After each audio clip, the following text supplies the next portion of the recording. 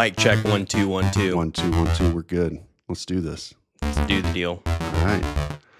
Well, hey, welcome to the Two Dad From Dad podcast, where we reflect on what went well, what didn't, and what you'd go back and tell yourself differently, right?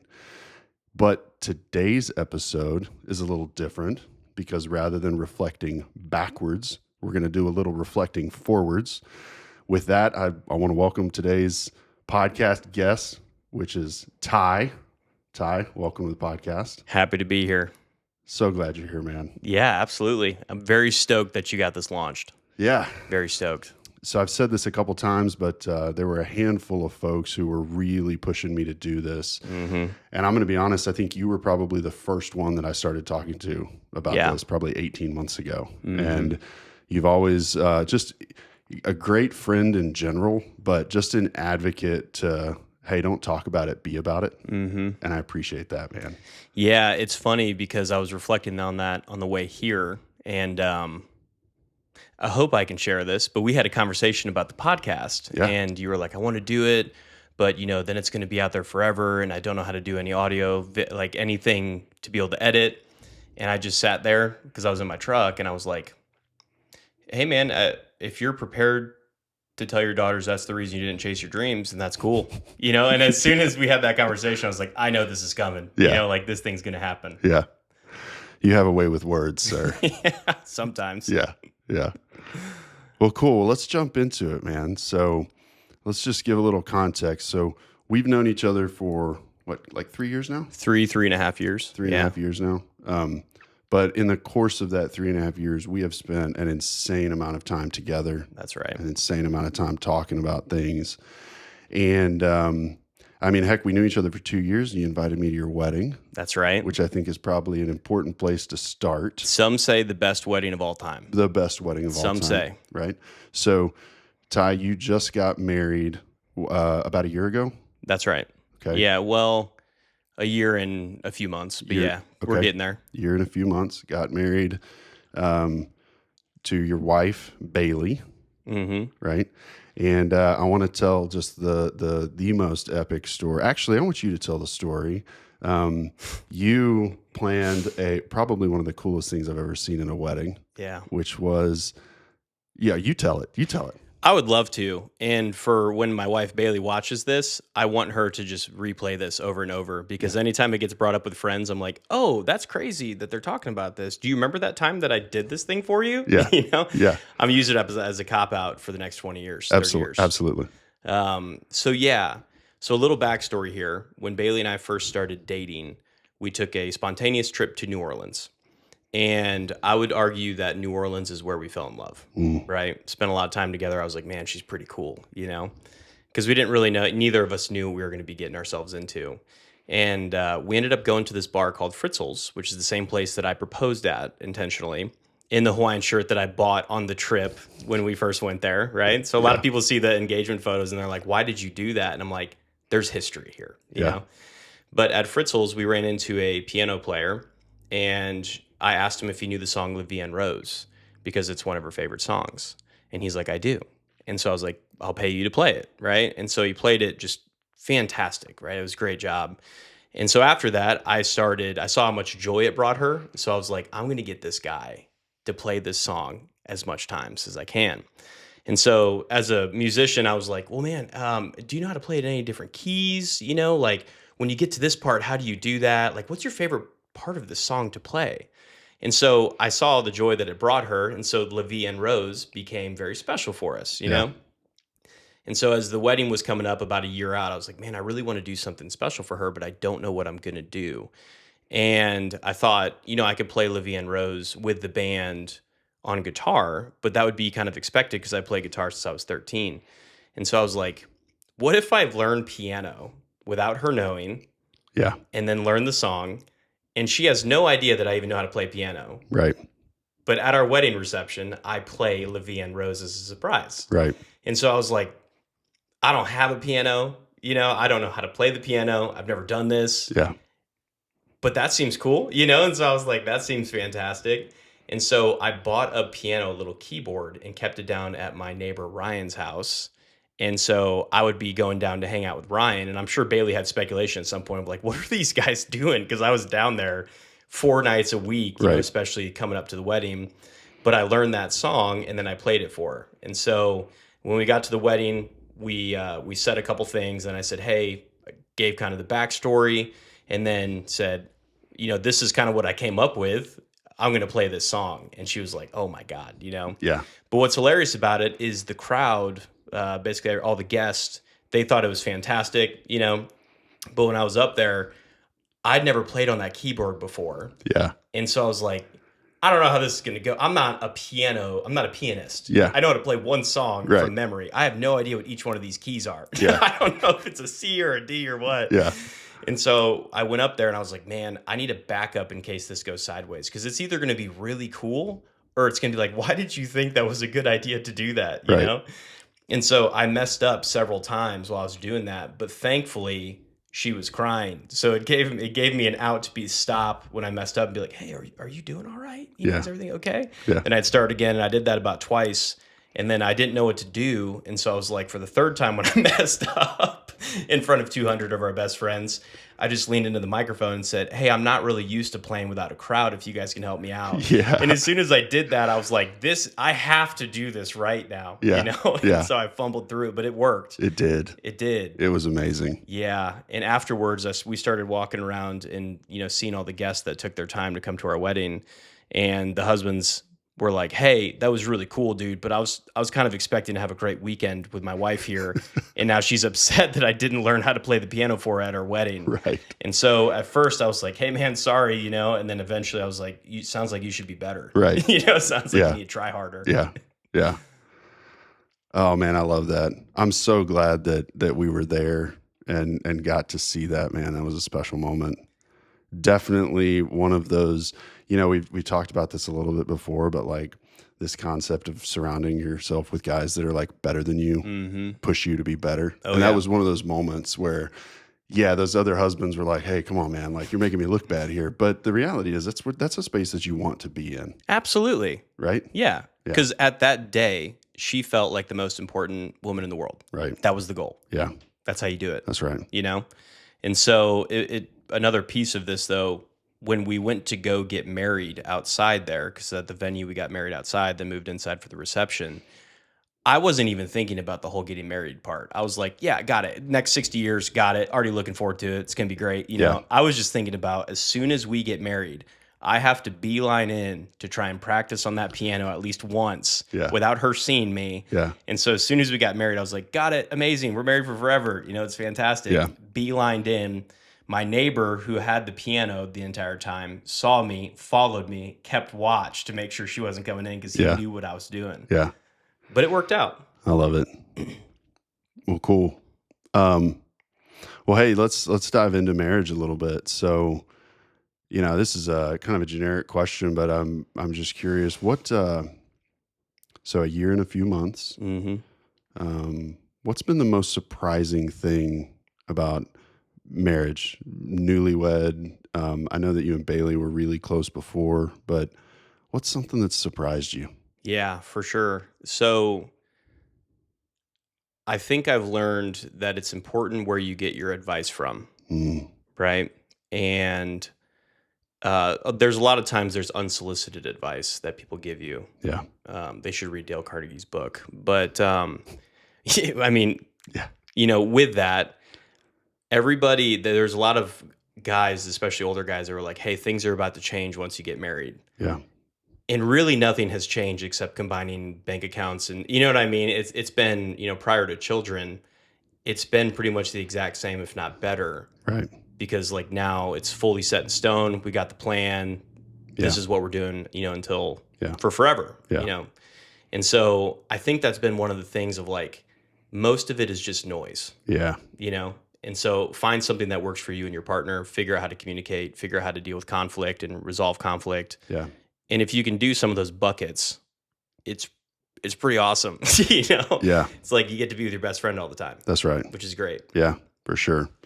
Man, I'm excited for you guys. Though there has to be something like someone has to have given you some advice that whether it was before you got married or whatever, that just really stuck with you? What was Yeah. that? What was that advice? For sure. I'll probably get choked up talking about right. it. That's all right. So, I was in Houston at the Woodlands for a wedding, and Bailey was in the wedding. So during the day, I spent time with her dad. This is before I had the conversation with him about asking for his blessing. Yep. And I knew I was going to do that. It's important for me to do that, right? Because someday, if we have a daughter, I would really prefer that type of, that type of deal. That's right. And so I was sitting with him at a bar, and marriage got brought up, and I just looked at him. I was like, "Hey, this isn't the conversation. Like, I need you to know, we're not sitting here at a bar so I can have the conversation with you." And he said, "Okay, well, hey, before we have the conversation, is there a couple things that I can tell you?" And I said, "I would love to hear it." And he's an amazing father-in-law. Yeah. And I was like, "Yeah, hit me, And he said two things. Number one, do not break yourself to buy a ring. She does not care about the amount of diamonds in it. She doesn't care about all these other things. Right. She just wants a ring from you." Right. And he's like, "You can always get a bigger one later." Yeah. Right. And so I was like, good piece of advice, pretty sound. But the second one is the one that really stands out in that conversation. And he said, "Hey, you seem to take work pretty seriously." And I was like, "Yeah, I do." And he said, "You seem to be, wanting to achieve a lot of things, right, in business and make a lot of money." And I said, "Sure, a lot of people do." And he said, "I need you to know that all of that is noise. And the only thing that matters is you and her." And I was like, dang, dude. Because for a lot of us, especially guys like us, it's important to basically get everything you can, Yep. And so when he said that, especially from a guy of his stature, and I say that because he did really well for himself, he's seen the other side. He's gotten to some of those places, and he's able to look back and be like, "Hey, I was gone from my family earning these things for a very long time. I need you to know that as important that you think that is, it is noise." Right. And I feel like that has shifted the way that I see work now Yeah. in a really great way, Yeah. right? And it actually shifted the way that I goal set, because every year I write down my goals for 2020, 2025, 2026, and whatever. Yeah. And the first goal that I have is just keep being married, Yep. Oh, Oh, dude, I love that. Yeah, it's the very first goal, Yeah. right? And so because all the other goals can go to the back of the line as far as I'm concerned, Right. because keep being married is the number one goal. Yeah. And so it's kind of shifted. It shifted, I guess, my perspective on a lot of these things. Yeah. And so I remember when I first showed Bailey that, she's like, what does this mean, right? Is this like a bad thing? And I'm like, no. Not that it takes an absurd amount of effort necessarily. It just needs to be priority number one. Absolutely. With how I view these things. Man, that's cool. I didn't know you did that. Mm-hmm. That's awesome. Yep. That's a great frame of mind to get in. Mm-hmm. I think so too. Yeah. So, when you guys, what are some traditions, or what are some things that you and Bailey are doing now that you're intentionally building before you have kids? Mm-hmm. Yeah. I have to give all credit to her with this, because there's a few things that have happened since we have become married that have, I guess, slightly shifted. I feel like she has done a phenomenal job at curating a home, right? And so, like, when I had my own apartment or lived separately, it was an apartment.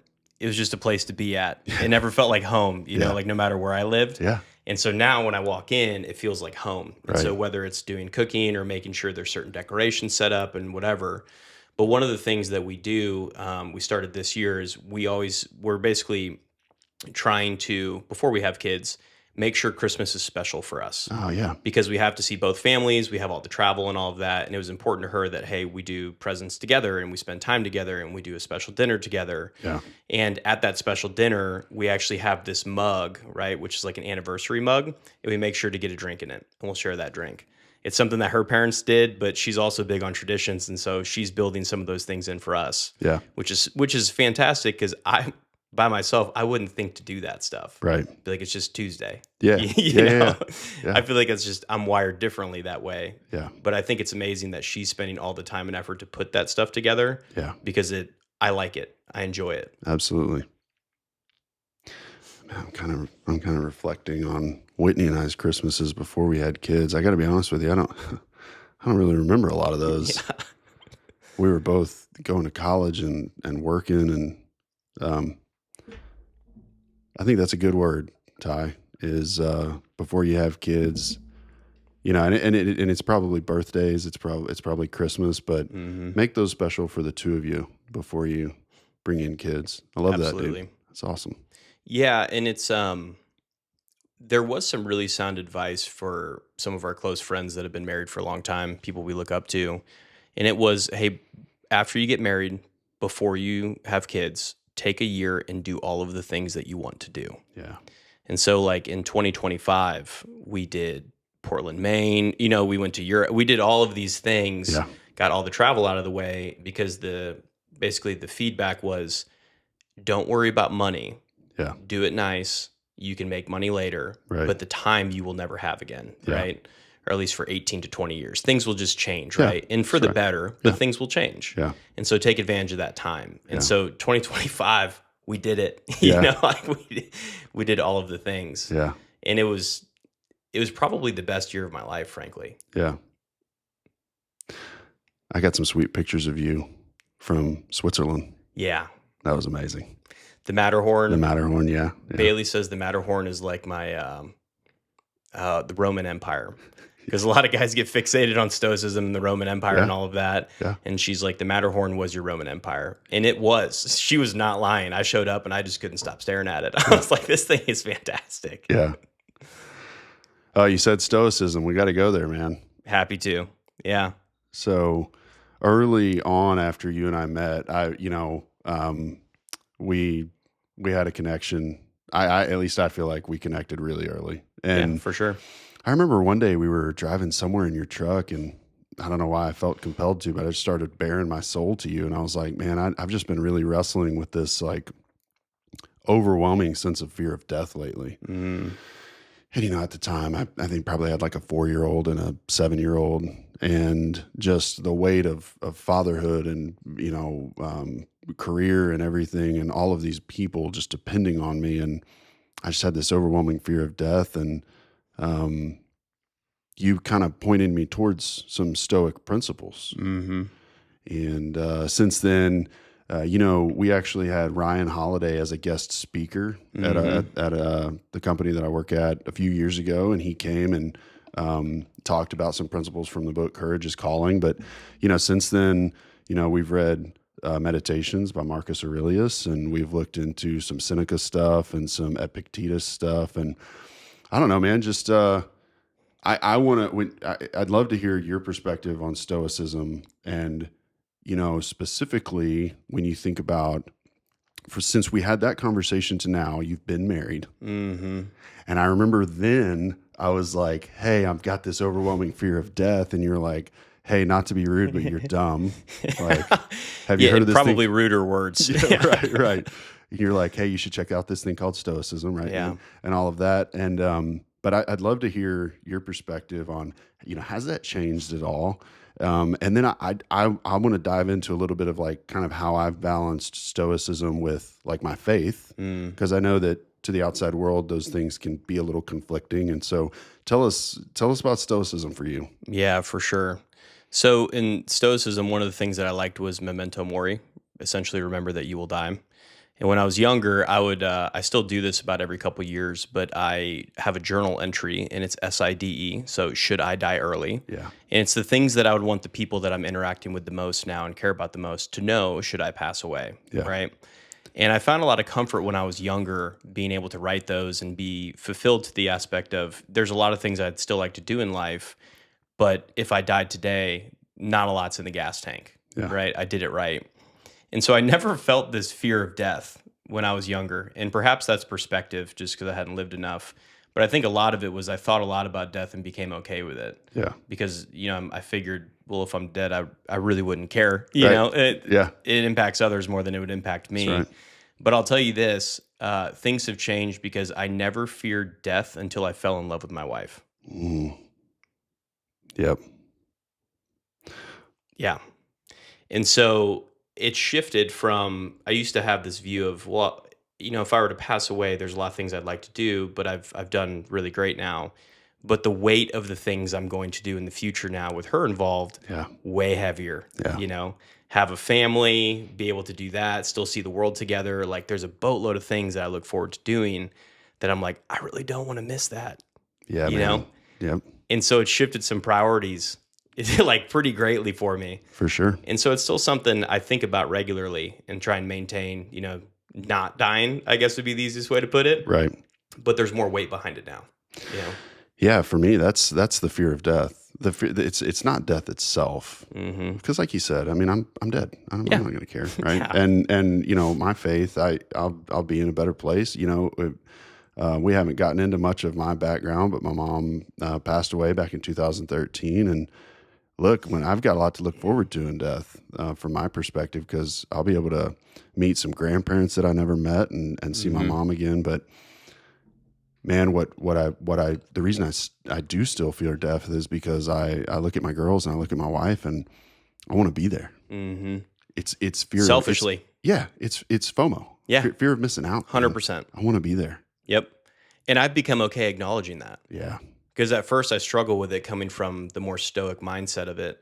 And now I'm like, no. I selfishly want to be there for this thing because it's going to be really cool. Right. And even the potential problems that will happen someday, I want to solve those. Right. I want to have those problems. Right. Yeah. So, but it's been an interesting transition, to say the least. Now, there's other parts of Stoicism that I really like that I still utilize, but that one has shifted a little bit. Yeah. So. Yeah, I think Stoicism for me, just as I've gotten older and taken on more responsibility, being able to read meditations and get a peek inside the mind of someone who at the time was the most powerful man in the world. Mm-hmm. I mean, to have the opportunity to, and honestly, dude, for Marcus Aurelius to be so vulnerable in those writings, in that journal, 100%. It's grounding. You hear the phrase, it's lonely at the top. And there's some truth to that. I mean, the more responsibility you have, really, like at work and in an organization, your sphere of like confidants gets smaller and smaller just because there's things you can and can't talk about, right? For sure. But to think about Marcus Aurelius back in the Roman Empire, and to think about, man, he's probably pretty lonely at times. Yeah. I mean, respectfully, he was the closest thing to a mortal god at that point. Yeah. He could have anything that he wanted. Yeah, that's right. Yeah. And so that's why, but back to the memento mori, not sure if this was true because I wasn't there, but I'd read a lot that they actually used to keep skulls to remind them that they're mortal. Yeah. Right. And like, you are just a man. Right. And I think there's a lot of weight behind that. Yeah, absolutely. Well, I mean, even here recently in the last year, I've reread Meditations. I'm been reading an Epictetus book, and I try to do a quiet. I don't do it every day, but I try to do a quiet time where I read the Bible every day. But I find tremendous value from the wisdom of some of those philosophers that subscribe to the Stoicism principles. I mean, I don't really view those two schools of thoughts as mutually exclusive. Right. And we've talked about that. That's right. Because I remember having conversations with you, right, with your background and your faith. Like, how do you balance these things? Because in a Stoic view, it could be things just happen, right? And we associate positive or negative, connotations to them. Right. But then on the alternative view, there could be, well, there's a plan and this thing was good, and so how do you balance between the two? Yeah. Hey, I'm going to put you on the spot. Yeah, hit me. You just reminded me though, and it's funny. What's the story, the parable, the Chinese parable? Yeah. You think you can tell us what it is? I think I can try. Okay, go for it. Yeah, so basically, a Chinese farmer has a son, right? And at their ranch, they have horses. And one day, all the horses run off the farm. Yeah. And so the entire village comes up and they say, "Oh my God, I'm so sorry that all your horses are gone." And the Chinese farmer says, "We'll see." And so a few days later, the horse comes back, brings a bunch more horses. All the villagers come up and they say, "Man, it's so amazing that you have all these horses now." I said, "We'll see," And so the Chinese farmer's son is then trying to break in one of the horses, falls off, breaks his leg. The entire village comes up and says, "Oh my God, I'm so sorry that happened." Yeah. And he said, "We'll see." And then a few months later, right, when the injury's still prevalent there, the village goes off to war, and his son is not able to get drafted because he's injured. Right. And so then the entire village comes up and says, "That's so great, your son didn't have to get drafted." Yeah. And he said, "We'll see." Yeah. And so the principle there is that these things will happen to you in life, but we get to decide whether or not there's good or bad connotation. That's right. And a majority of times, when you look in hindsight, everything seems like it might have happened for a reason, Right. but really we're assigning that value to it. That's right. They're just things that happen. Yeah. And so if you take yourself out of the frame of like, this is good or this is bad, and just acknowledge that this is just this thing that happened, Yeah. it does help me rationalize with what could be perceived as bad things. Yeah. I think that's true. And the best thing that ever happened in your life could be the worst thing that happened to you today. Lottery winners that go broke in 2 years. That's right. Yeah. It's a great example. Yeah. Or you go through some turmoil and you become a pretty durable human on the other end of it. That's right. You deal with challenges, you learn hard things. Yeah. Yeah. Well, cool. All right. So, let's talk about fatherhood. Again, since you're not a dad yet, we're going to go at this from two angles. We're going to talk about first, what are you thinking about fatherhood? Right. And then also, I'd like to talk about your childhood and your father a little bit, just kind of see where that goes. So, but let's start with, kind of where you're at right now and where you and Bailey are at. So I'll just start kind of with a simple one, which is what excites you the most about the idea of becoming a dad? For sure. I've thought a lot about this because Yeah. we've had a lot of discussions about having kids.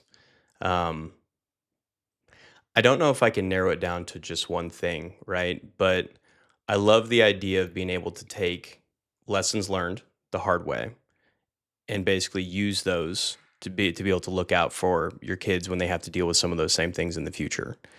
I think that there's a lot of importance around having a good father in the household. Yeah. And much like a good mother, right? Yeah. But I think it makes a big difference.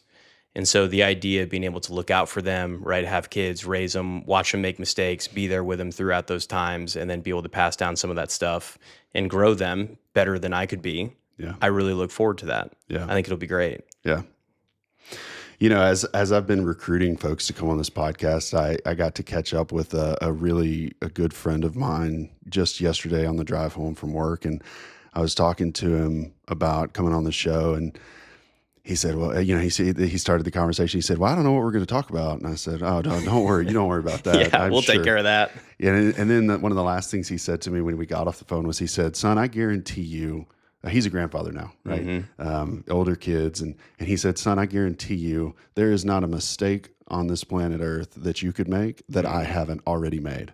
And I was like, yeah, that's why you're coming on the podcast, brother. Tell us about that, Yeah. you know? Yeah. Because there's books about it, but there's not a handbook and guidebook for your kids, Right. you know? And so Yeah. none of that really gives me cause for concern, though. Yeah. It doesn't. I think what probably gives me more cause for concern is how's it going to be when we actually have a newborn at home, and how am I going to learn to do those things? And you know me, I'm going to buy all the books. I'm going to study up. I'm going to watch the YouTube videos. Yep. I'm going to take the transcripts, put them into ChatGPT, and I'm going to have it condense it for me, you know? Yeah. But it's that phase. But I think once they get a little bit older, I have zero concern about any of that stuff. I just chuckle because what I know about you is like optimization. Oh, yeah. Like there's going to be some element of whether it's feeding or mixing bottles or putting a diaper on, where I guarantee you Ty is going to optimize the crap out of that. Well, I'm going to have help and guidebooks from Mikey T and Shay. Yeah. They've been telling me, they're like, hey, Shay got a bunch of information from Mikey, right? It was really good. Yeah. And then Mikey and Shay are both like, we got you covered when it comes down to this. We're going to tell you exactly what to do, when to do it, how to do it, if that cry is a problem or if it's not a problem. And I'm like, I didn't even realize you decipher between cries. Yeah. You know? 100%. Just because I haven't been in it yet. And Yeah. I'm like, okay, that's another thing I'm going to have to learn. Yeah. That's okay. Man, this is one of the things that gets me so excited about just doing this podcast, and the guys that I hope that we're reaching here is like what you just said is like the tribal knowledge of being a father. And honestly, I think there's just a lot more of that in the mom space. There's just, and I think part of it is because guys just don't talk about it a lot, right?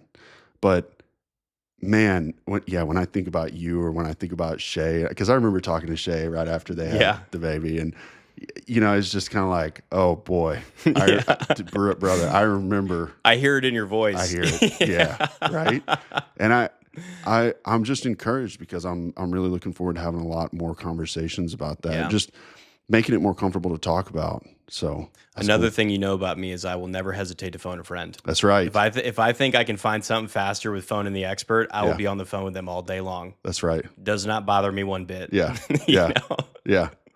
I love that. But I think part of that too with men is the details piece of it, because Bailey will send me memes occasionally that's like, talked to my boyfriend and found out that his friend and their girlfriend broke up. And so me asking him, well, when did they break up? I don't really know. Why did they break up? I couldn't really tell you, and then a series of questions that it'd be like, hey, I know they broke up, but I didn't ask a single question about the details behind it. Right. Whereas on the flip side of that, they'd be like, what happened? What day did it happen? What time of the hour did it happen? Right. It's just different because genuinely she sends me that because I operate that way. That's right. 100%. Yeah. Yeah.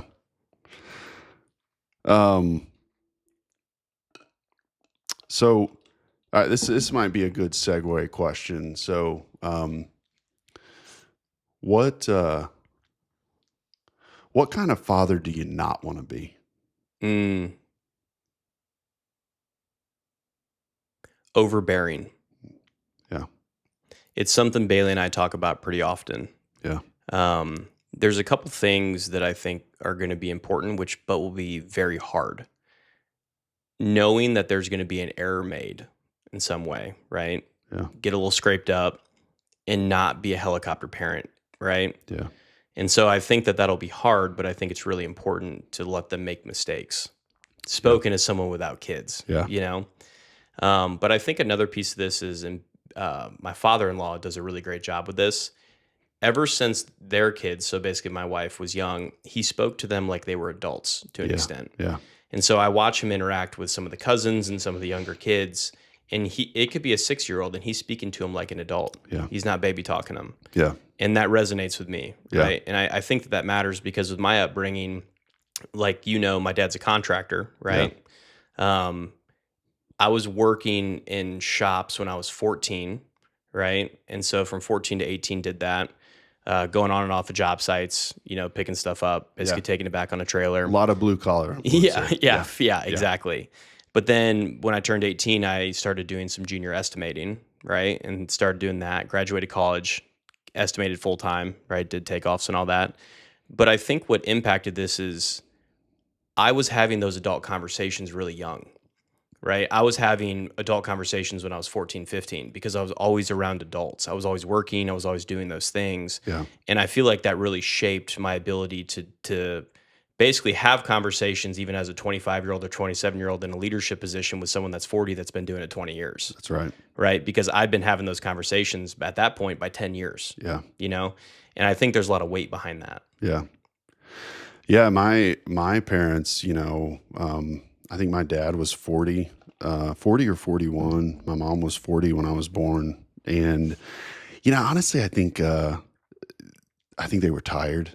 I mean, you having, whether you're like the fourth kid or the third kid, your parents just kind of get to the point where the novelty of having a newborn is worn off, right? I've heard the quote, having kids is a young person's game. Yeah. Yeah. Right. Yeah. Right. It's that.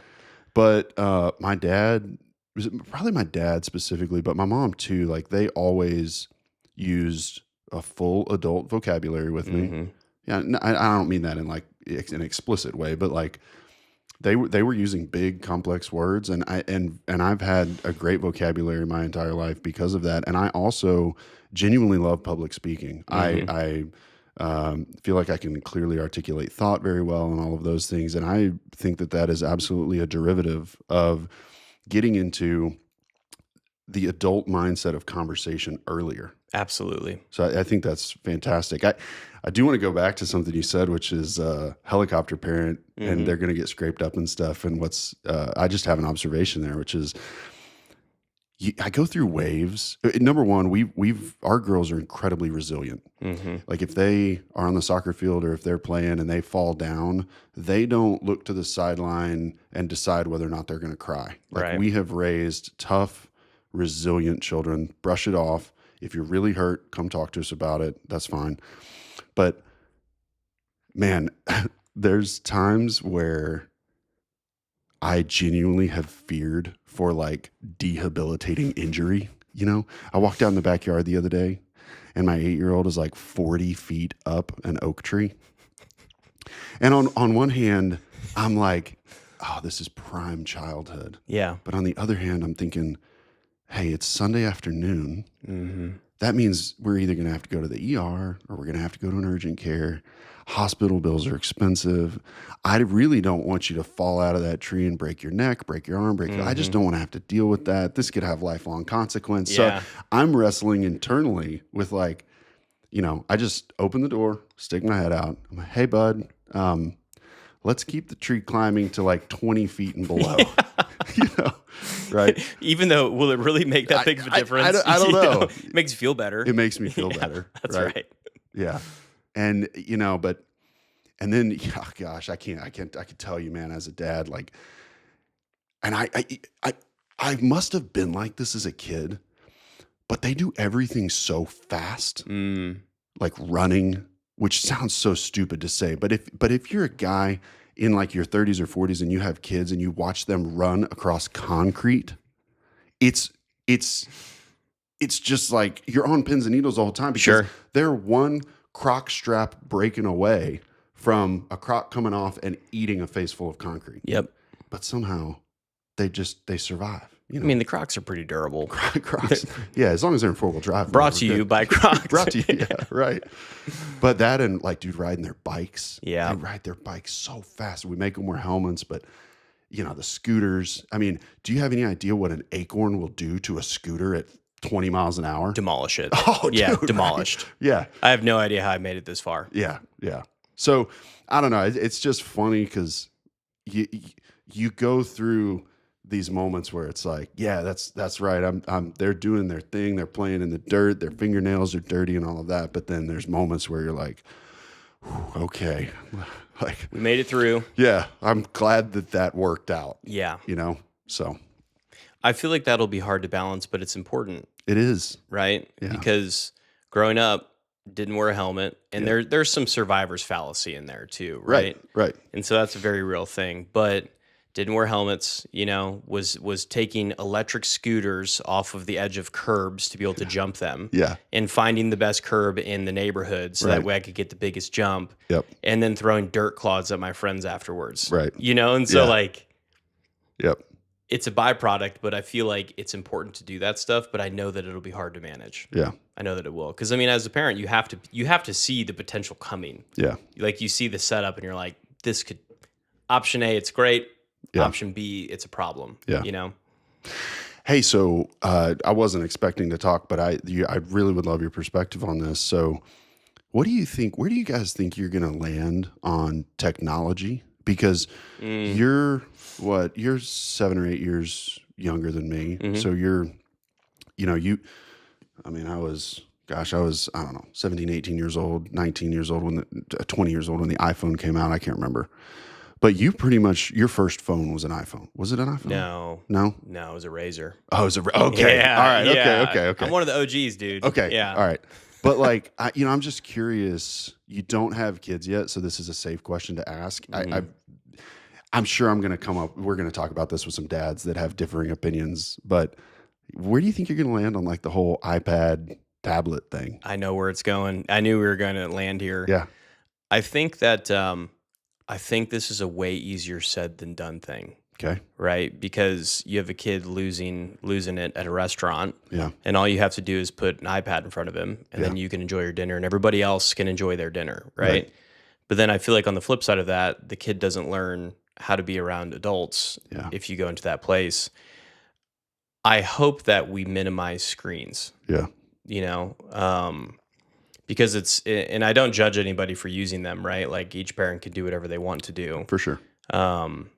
But I hope that we minimize them. Yeah. And I think that will be hard, Yeah. and I think there'll be pain on the other side of that you have to earn basically a kid being able to be around adults. Yeah. But I think that it's just crazy when you watch a little kid and they have a screen in front of them. Yeah. It's almost addicting, Yeah. And so it wouldn't surprise me if any type of research comes out in the next 5-10 years where they're like, you should probably minimize some of this stuff. Yeah. But then again, I totally understand how parents get to that point. Yeah. And I still think you can probably raise great kids even if they grow up on screens and whatnot. But Bailey and I have talked about it, and we would like to try and hopefully minimize that, but we will see once we get there. Yeah. My take on that is, it's actually, for me, it's actually not about the screen. I think I've said this once before, but I want to protect my kids' childhood. And that extends into, and maybe this is going to make me sound like really archaic and just out of touch, but because our kids don't have much screen time. Now, we do have some iPads in the house. We use them when we travel, and all of that thing exists. But for the most part, if we're at home, they're not on screens, right? Sure. Here's what I've noticed. Their default is to go play outside. Their default is and look, the Nintendo Switch, they play the Nintendo Switch, but typically they play the Nintendo Switch together, right? Or they read a book, or we talked about this in the last or the second to last podcast, or they're coming out in the garage and they're bugging the crap out of me, Yeah. which is fantastic. Sure. That is exactly what they should be doing. They're sweeping up sawdust and they're picking up acorns and they're doing the things and You're putting them to work? putting them to work. Right. Yeah. But I just, for me, it's just, I think there's just burden that comes with a screen. There's, you're kind of, I don't want them to be robbed of childhood and the way I had it. And I sound really old when I say that, but I don't know, man. I see how you get there. Yeah. Because it has to be different. Yeah. Yeah. It's funny though. I have kind of wondered a couple times lately, are they like going to be technologically stunted? I don't know how there's a planet in which you could have kids nowadays and not have them exposed to technology and screens. Yeah. Yeah. Like, I feel like most kids will know how to work an iPhone by the time they're 7 years old. I think it's a totally unrealistic fear that they're going to be technologically stunted because their learning aptitude is so insane. Like even as little time as they do have on them, like if she gets hold of one of our iPhones or one of the iPads, like she's doing stuff on there and I'm like, how'd you do that? Yeah, seriously. Yeah. Yeah. So, all right. Well, let's, kind of segue here. Let's talking about childhood, how I was raised. I want to talk about how you were raised and, just kind of open up the conversation. Let me just start with like, what do you feel like your parents and maybe more specifically your dad, just for the purpose of the podcast, but what they do really well? Like what did they get right in retrospect? Yeah, for sure. So, man, I love my dad. He, great father. He did an exceptional job, it seems, at being able to work, start a company, right? Help build it, and still coach baseball.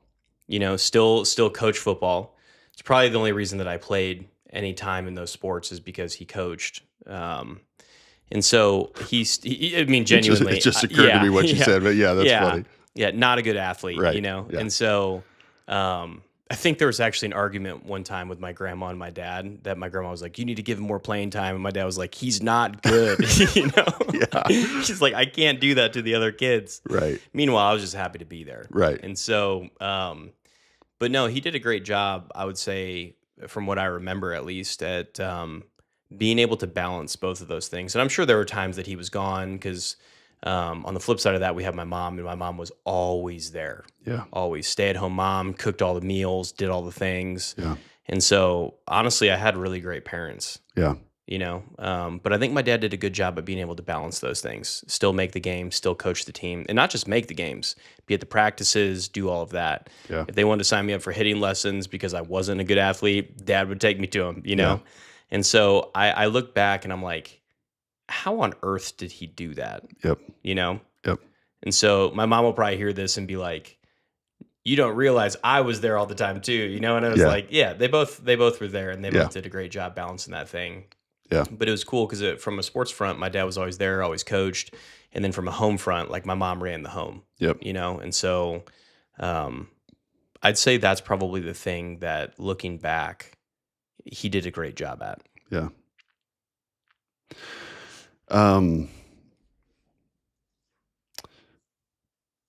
What I want to be careful how I ask this, but what is something that you'd like to do differently than you had it? And that doesn't that I want to make sure that this isn't a negative reflection Sure, on your yeah. parents, but what's something that you'd like to maybe it's something that they did that you'd like to just take to the next level, or that you'd like to execute better. Maybe that's a better way to frame it. But what's something that you'd like to do differently than you had it growing up? Man, it's a really great question. And frankly, there's not a lot that comes to mind with that, because I had a great upbringing. Yeah. You know, it's funny because my parents are doing great now, but there was a long time, especially they started the construction company in '07, so then '08 hit. Yeah. And there was a time where we didn't have any monies, but they shielded us kids from it. Right. And so we never knew. Yeah. And they really bared the brunt of that, you know, and it's probably the right thing to do, but they did a great job with that. There's nothing major that comes to mind that I would shift now, but it's almost hard for me to go back and think about some of those things. Yeah. And I almost think that whenever we have kids, I'll start to remember some of that stuff, Yeah. you know? Yeah. So, all right, let's how about this? So, I think this is maybe I should ask this more often. But what is one of your favorite memories that you have of your dad? And just for people listening, I think this is just a great question because, I think a lot of times we get wrapped up thinking about stuff that matters. It doesn't matter. And I don't know what you're going to say, but I bet if I ask this question more often, I'm going to get a lot of answers. And it's kind of like, what? Yeah. That was the thing that you said, and if your dad, I'm sure your dad will listen to this. When your dad listens to this, Sure. your dad might even be like, what? I Yeah. don't even remember that, but I'm curious, what's one thing? There's a lot, but it's actually later in life, funny enough. Yeah. All right. Yeah. So I hate golf.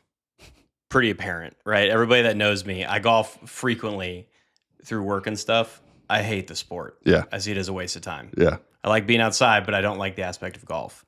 But when I had left my dad's company and went to another company, I had come back home and we decided to golf.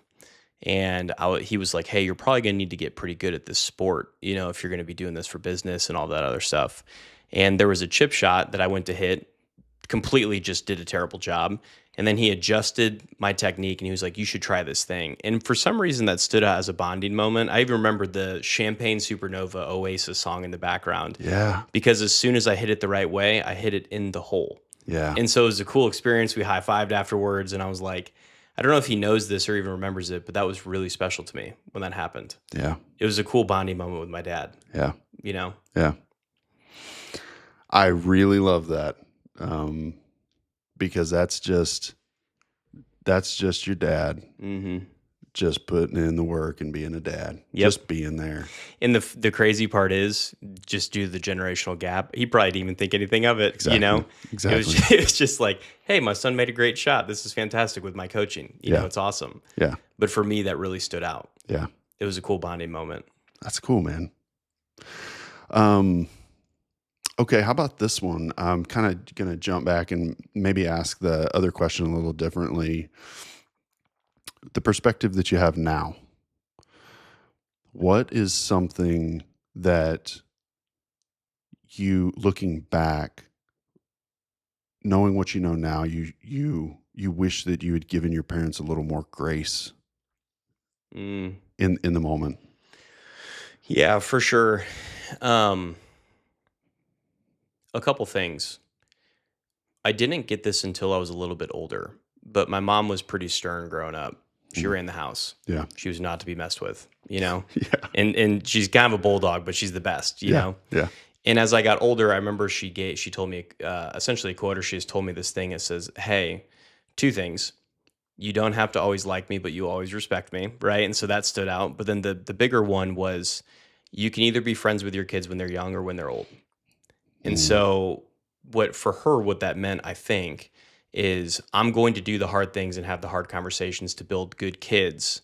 And then someday that will click for them and they will respect it even more. Dang, dude. And I've gotten to that point where I'm like, damn, she did a good job. Yeah. You know? Yeah.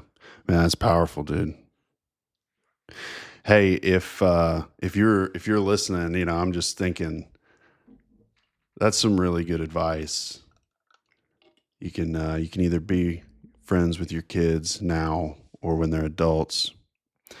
Hey, if that resonated with you the way that it did with me, the biggest thing you can do to support the channel right now is just like, subscribe, whatever platform you're on, and more importantly, just share this with others out there.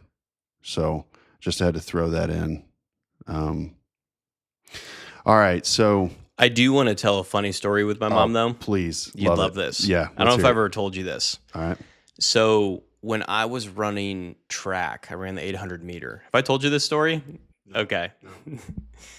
So I was running the 800 meter, and we were going through running for school, you go to all these different track meets, you run, you know, you compete against other people. Again, I did sports for the social aspect of it, not because I was a good athlete or destined for greatness, like, because I clearly was not. My dad benched me, you know, like I wasn't built for it, you know? And my mom took me to one of the track meets, or I rode the bus there, whatever, but she was there, and I ran the 800 meter dash, and I came in dead last. How I always came in dead last. Yeah. And she, from her side of the story, she says she walked up to me basically being like, oh my God, I'm expecting to be like, I'm so sorry. You know, like you really gave it your all. And I just looked at her and I said, I beat my best time. Came in dead last, you know? But she says it's one of her favorite stories of me because it just showed, I mean, that's how I've thought about almost everything. Right. Like I'm competing with me. Yeah. And so, but she was just expecting me to be like, I keep coming in last. I'm so bad at this. And I was like, heck yeah, dude, I just beat my best time. You know, pretty cool, right? Yeah. And she's like, what? Yeah. Yeah. That is a very Thai thing to say. She said she was caught off guard by it because she was expecting to be like the comforting mother. And I was just like, did you see how good I just did? She's like, you came in last. Yeah. I was like, but I beat my best time. Right. It's pretty cool. Yeah. Yeah. Mom, what are you so upset about? Yeah. I'm pretty proud. Yeah. Yeah. So, hey, we touched on it a little bit about the fatherhood thing. But one thing I wanted to ask you was, and I hope you're okay talking about this, but as you and Bailey talk about having kids and things like that, I'm going to ask you a couple questions. You answer whatever you feel like is, you know, wherever y'all's conversation is right now. But, you know, when people are trying to decide to have kids, there's a lot, you hear a lot of language like, well, we're just waiting until he gets this big promotion, or, you know, we really want to have one of the cars paid off before the commitment. And you hear a lot of people kind of anchoring that decision to being ready in some capacity. It's very common, Right. And I'm just curious, are you guys anchored in anything like that? Or, just where are you guys at in conversation? Not, what are you waiting on? Yeah. I don't know. Just Yeah. where you at? Not even a little bit in terms of it getting anchored down like that. Yeah. Um, I mean, we're good, right? We both do pretty well. There's no type of financial anchor there at all.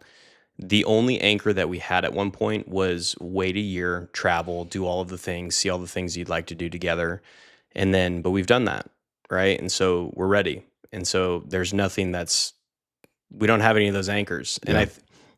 I don't know, man. I feel like this is how I think about almost everything in life, but you can cast the power to anything else you want in life. Like if you don't actually want to work out or commit to working out, you'll say the time schedule doesn't fit for me, right? Right. And we've walked through that model together. Yeah. I'm just not a big fan of doing that because Yeah. ever since I heard the quote, power follows the blame finger, Right. I'm done doing it, you Yeah. know? And so there's nothing that we're waiting on. And it feels good to not have any of those anchors, frankly. Yeah. Everybody has a different scenario and all of that, but we don't have one. Yeah. I'll just share. I haven't thought about this in a long time, but I can remember exactly what we were doing and where we were. Whitney and I were driving to, my grandparents lived in Shreveport, and we were on our way to a family outing. I think it was Thanksgiving. And obviously, it's just the two of us. By the way, we got married when we were 20 years old. We were married for 5 years before we had kids. But I remember, and I don't know why, but on the way to Thanksgiving, family Thanksgiving in Shreveport at my grandparents' house, we ended up having this conversation, and it was kind of like, hey, I think we're ready to have kids. Like, let's do it, And I got to be honest with you, I don't really know that we put that much thought into it. Just did it. It was just kind of like, yeah, sure. Like, Yeah. we've been married 5 years. And, by the way, I mean, at the time, both of us were like slightly above minimum wage jobs. It wasn't like we had come into this windfall and everything was squared away. That was not the case, dude. Sure. But it was just kind of like, you know what? Let's just do it. Let's just figure it out. But because of stories like that I've heard often, there is no anchor for us. Right. Because like plenty of people have had kids in worse off conditions, quote unquote, and done a fantastic job. Yeah. And so I think a lot of it's just wherever you want to dedicate your attention to. That's right. And so I feel like this quote kind of ties in, but I don't know if we've talked about it, but you've already achieved things you said would make you happy. And so if people are waiting for like this perfect time or whatever, you're going to get to that time and there's probably going to be another thing that you cast the power to. And you're like, well, until this happens, it's like, or you just do it. Yeah. Because everybody I've talked to, especially younger dads, they're like, there is nothing that's going to prepare you perfectly. So just do it. You're never going to be ready. No, exactly. Yeah. And the funny thing is on that ready piece, I can't speak fully for her in this. But we've had a lot of discussions about it. We both think we're going to be great parents, and so like we're looking forward to it. And yeah, there's going to be challenges and all of that, but I feel like that's kind of part of the game. Yeah. Like we want to be able to solve those problems and have to solve those problems. Yeah. No, you mentioned something there, which I don't know. This might rub some people the wrong way, but I didn't say it. But we had a pediatrician after our first kid, and we both went to like the first checkup. And I remember he was a fantastic pediatrician. And he said, we were asking a lot of questions like, is she growing enough? Is she making eye contact? Like, is she, I hate to say the word, but like, is she normal? Like, where are we at here? And I remember he just kind of took a deep breath, and this was not his first rodeo, but he just kind of took a deep breath and he just looked at us and he said, hey, you need to know that statistically speaking, happy parents, smart parents, healthy parents raise happy, healthy, intelligent children. He's like, it's not more complicated than that. Yeah. By the numbers, Sure. And he was just like, so, you're probably about as intelligent as you're going to get. Yeah, you could probably be a little healthier, but you're happy. And for the most part, you're going to raise happy, healthy, intelligent children. Yeah. So quit worrying about it. I feel like it's a really healthy reframe. Yeah. right? Just to put things into perspective of like, okay, we can breathe. Yeah. It's going to be fine. Yeah. Yeah. And, the episode that just dropped last Sunday, James said, your kids live in the culture that you create. Mm-hmm. And I think there's some of that as an element of this too, right? Because your whole world, we talk a lot like at our organization about culture, company culture, the culture of our teams, the culture of our people. And the unique thing about a home, man, this really stuck with me from James, was James said, dude, your kids live in the culture that you create. And I was like, oh crap, man, you're right. Yeah. Yeah. So let's see. All right. Okay. Let me get back on track here. Got a couple more questions for you here, getting kind of close to the end, but I want to know, I'm going to reframe a question that I intend to ask a lot of dads, which is, normally I would ask them, hey, if you could go back to your past self before you had kids and you could give yourself one piece of advice, what would it be? But for you, I want to ask, reflect on the future. So think about future Ty. And from where you are today, I don't know, tell us what the time frame is, 5 years, 10 years, 20 years, but what would you want to tell yourself from where you're sitting today? What would you want to tell future Ty? Man, that's tough. That's deep, because it's easy to think backwards, right, on the advice Right. that you would give. That's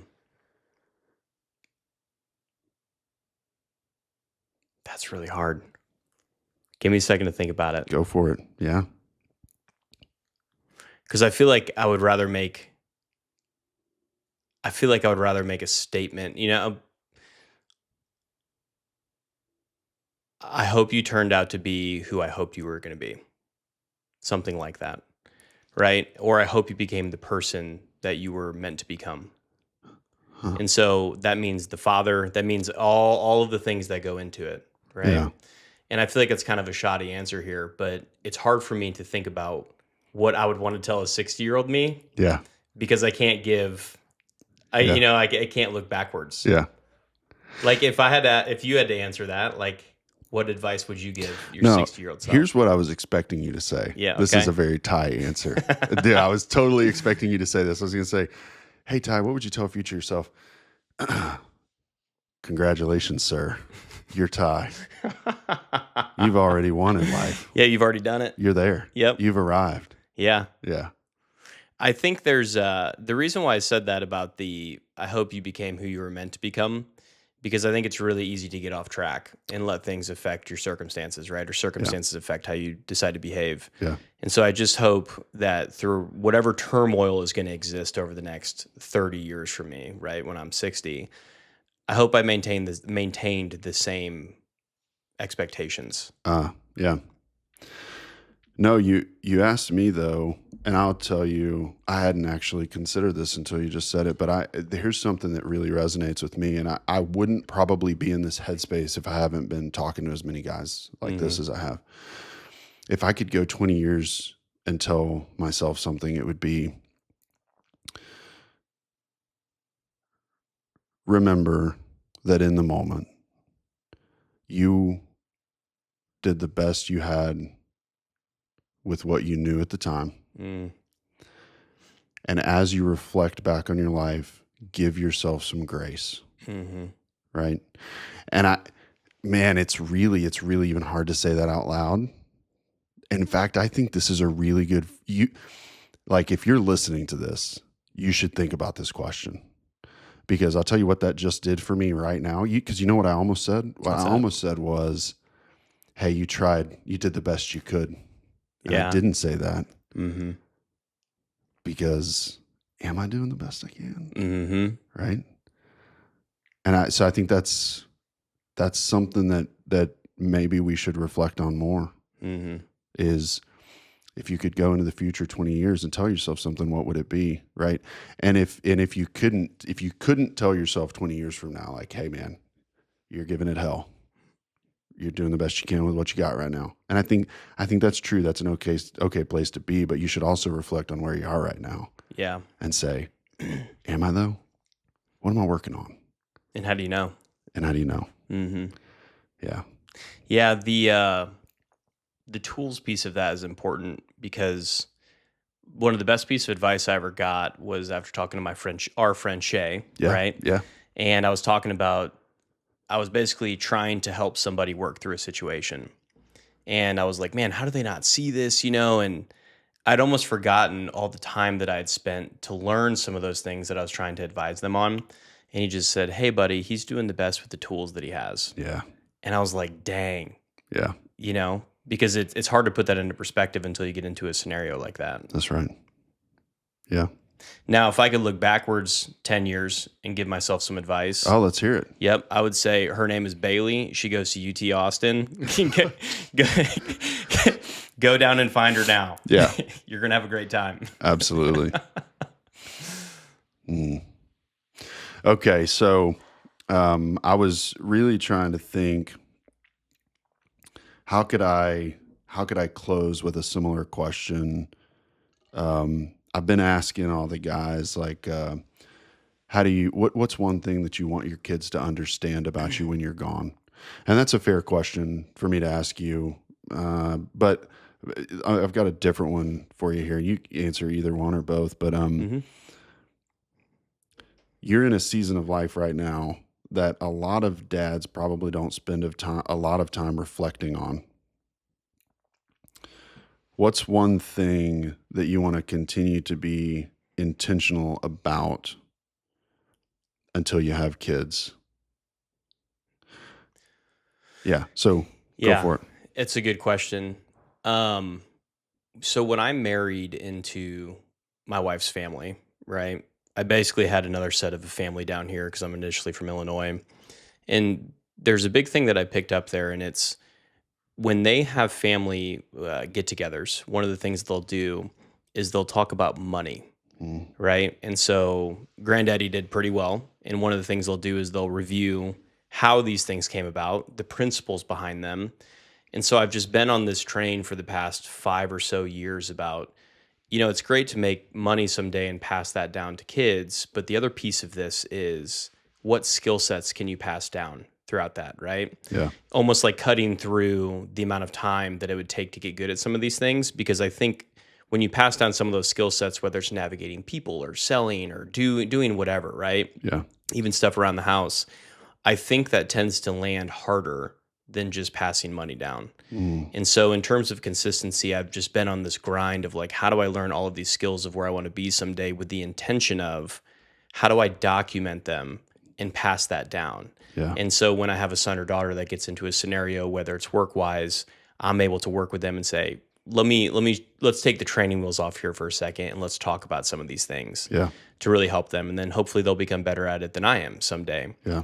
But when I've been doing this, and part of this, not all of this is business, but a lot of it is people and navigating people and influence and all of those things that really just makes life even better when you understand it, is how do I get this in a way that I can then consolidate it down and teach these principles early to give them a better life? Now, they'll still have to earn it, right, and have to do the things, but how do I take some of that wisdom, right, and actually condense it down into a way that they would be able to grow from it?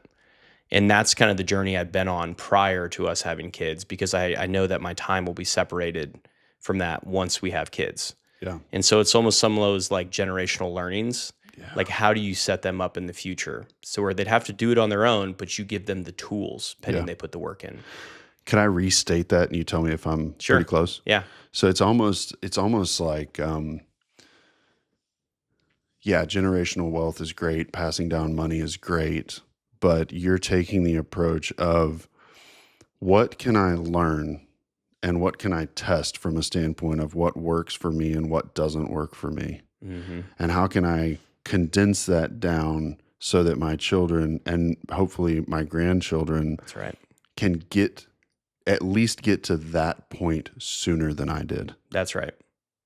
Right. Yep. Man, that's powerful, dude. Yeah. And again, I feel like it sounds all money and business related, but like we both know DISC, right? With communication patterns and styles and personalities. But if I would have known DISC when I was 15, I probably would have been a more proficient human at navigating people Right. and giving them grace, right? When you don't Right. see eye to eye on things. Yeah. And so it's even stuff like that. They'll just make everything about their life better if they learn it. How do I be able to document that and then train it someday and Yeah. work it into conversations?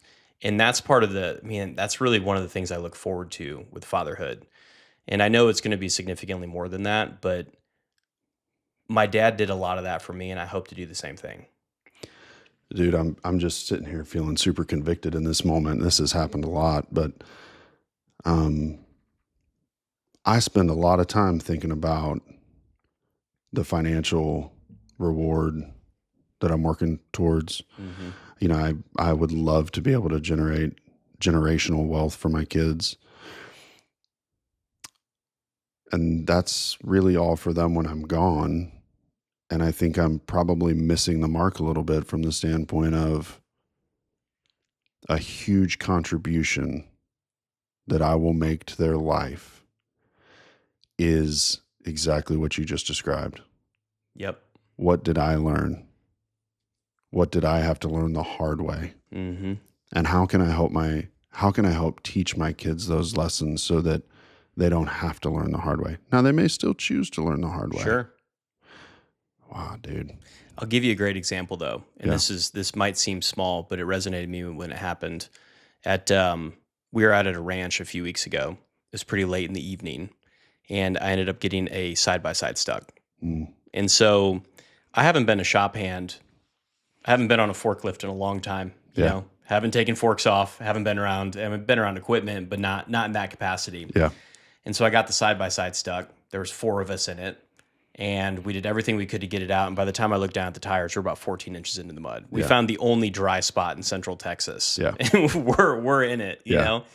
And so we went and got the tractor. One of the cousins did. And when they brought the tractor out, it wouldn't start. So I got out of the Ranger and I'm like, what's going on here? You know, and they're like, the tractor won't start. But they went and got the tractor and the chains. And I like got up there and I was like, okay, well, a lot of machines, if you don't have the parking brake on or you don't have something done, it won't start. Right. And so I'm like checking the parking brake. I'm plugging in the seat belt to make sure it won't start. So I'm like, man, did it have any issues running here? No. Did it have any issues starting? No, it did not. So I'm like, we're doing something wrong clearly with Yeah. this machine, you Yeah. know? And I've never ran a farm tractor. You Right. know, I grew up around equipment, but nothing like that. And so I was like, how does this thing go forward in reverse? You know, and they're like, there's just one pedal. You press down forward, it goes forward. You press down backwards, it goes reverse. And so I looked down at that pedal and the chains are slightly under that pedal. Yeah. Just basically getting the pumps involved and putting a little bit of pressure Right. on the acceleration. So I pulled the chains out and it started. I'm like, this is fantastic. But then we had to take the rake off on the back, couldn't figure that out. But then I saw there were forks on the front and I was like, great. I'm like commanding, like, go down, tilt, you know. And so I took the forks off because it was stuff that I did that my dad taught me when I was Right. in high school, essentially. Yeah. Right. And so then it was like, we went to put the forks back on. One of the cousins is standing in between the forks. And I just knew, don't stand in between the forks when we're going to do this because it could be dangerous. And there was just a bunch of these, whether it was setting the chains, Yeah. all of this stuff that my dad had me learn when I was like 14 that I haven't had to use in 10 years. Right. But now I did. Yeah. And it just clicked into autopilot. Yeah.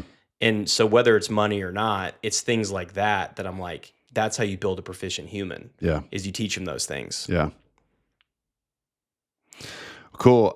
You know, that just kind of makes me really curious. I'm going to give a little shameless plug here. If you're listening to this and you're on YouTube, drop a comment down below. Like, what is some really random skill set that you learned in childhood that you've had to pull out of your pocket later in life? Because I bet there's some wild ones out there. That's exactly what it was. If you would have asked me if I knew how to do those things, I would think I'd be like, yeah. But then when I had to do it, I just did it. Yeah. Because my dad showed me how to do it, and I did it thousands of times Right. when I was younger and I was, you know, working in the shop. Yeah. And that's just one thing. But Yeah. I feel like I reflect on those as I grow up and, you know, we're going to have kids and all of that.